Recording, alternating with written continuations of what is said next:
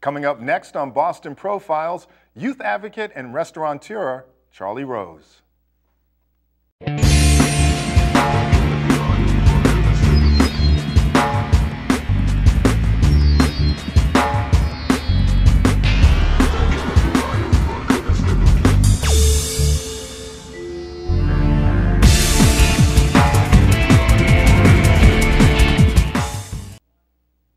Hello, I'm Scott Mercer. Welcome to Boston Profiles, a new show at BNN that introduces viewers to individuals who are having a positive impact on many different levels throughout the great towns and cities of Boston. During each half hour, we'll learn a lot more about what makes these individuals tick, get their thoughts and opinions on many different issues, and learn how they contribute to the lives and well-being of others in the community. While you may know what they do for a living, you may not know how they became the person they are today. During our conversations, it's our hope that you enjoy getting a more intimate and engaging understanding of the path they took and how it shaped them. Joining me in studio today is Charlie Rose, founder and co-owner of Bella Luna Restaurant in Jamaica Plain and co-founder of Boston's Street Worker program, which was responsible for the decline in youth and gang violence throughout the Boston metro area in the 1990s and 80s. Today, Charlie Rose continues to grow another nationally known program, City+year, where he is a founding board member. Welcome to the show. Thanks, Scott, for having me. It's our pleasure, absolutely. I want people to really understand who Charlie Rose is. And the reason for that is how much you do for the communities throughout Boston and the youth, and then we can move to a national level. But what made you get into the youth working? I know you started out as community organizer and union organizer. How did that start? Well, my freshman year in college, my father got a brain tumor. Okay. So I left school, took care of my dad, went back to Worcester, Massachusetts, and trying to figure out what I'm doing. I'm nearly 19 years old, and my life's turned upside down. Right. So I ended up going to work and became a VISTA volunteer.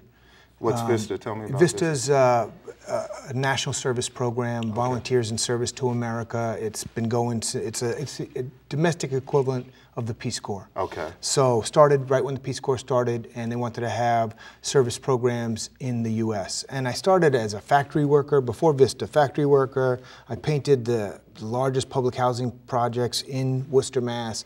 And then I ended up joining VISTA. Okay. And became a community organizer. Got trained at the Midwest Academy and did door-to-door community organizing. But my background really is, I grew up in New York City. Okay. Where in New York? I grew up in Manhattan. Oh, okay. I grew up on 15th Street on the east side. Did you really? Yeah. So I'm a New York kid, but transplanted to Massachusetts for my entire adult life. Okay. So I've been here for 35 years. But you still have that New York swagger, obviously. Well, you know, when you grow up in New York, it's always a part of who you are. Absolutely. Even though my sports allegiances have shifted, because Larry Bird and I came to Boston the same week. Okay, wow. So I came here in '79 when Bird was drafted. All right, we won't tell Willis Reed. Go ahead. No, but I have a soft spot for Willis as well. I was 12 years old when that team won the NBA championship. Okay, yeah. All right. So, you know, I became a community organizer, but my background is really a lot of lessons in my life I've learned through recreation. Okay. I've always wanted to work with kids. I've always coached teams. I've always been someone who's worked with younger people. And so that became, when Ray Flynn became the mayor of Boston, a number of people who worked on his campaign asked me to come in and talk about a job, and I became Director of Youth Services for Boston Community Schools, which is now Boston Centers for Youth and Families. Right, okay. So that was under the Flynn administration. Exactly. That you did that. Okay. 1983. Okay. And then through that process, what did you see that said, you know, we got to do something a little more aggressive, which would become Street Workers, I presume? Well, or was Youth Build first? No. Street Workers was one of the first things we did. Through the 80s, crack cocaine epidemic, the influx of guns, where young kids were getting access to, you know, high-powered weaponry, with the crack trade, with the economy in urban America really being challenged, not quite as challenged as it is now, but similar. We saw just an incredible increase in violence and disadvantages in poor urban communities that necessitated us going out on the streets and reaching these kids.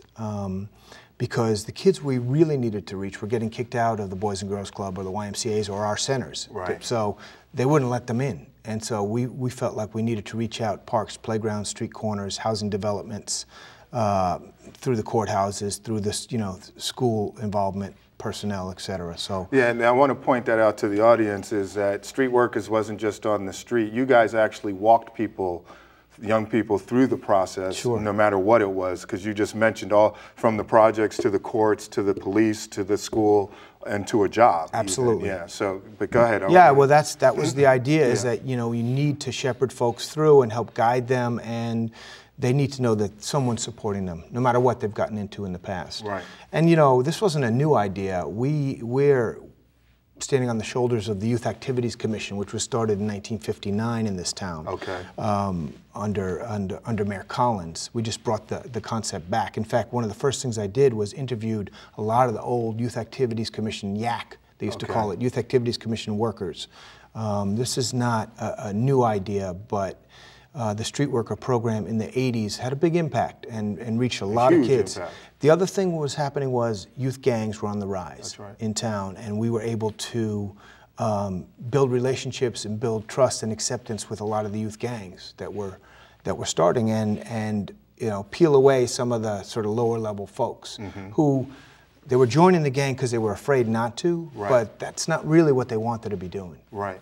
And yeah, let's talk about that sort of perspective, because a lot of times people think they want to be in a gang. It's been glorified on all these different cable shows.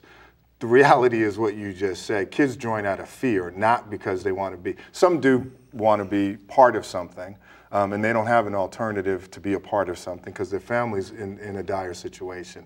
But the reality is when you sit down with these kids, you learned that they really don't want to be. They'd rather, a lot of them would rather make a legitimate living and do the positive thing. A lot of them join out of fear, and frankly, join out of a need to belong to something. Right. And I'm protected if I'm down with my crew on this block. That's right. And we all need to get together because they're all getting together. And whether that be your housing development, whether that be your corner, whether that be your neighborhood, whatever it might be. Right.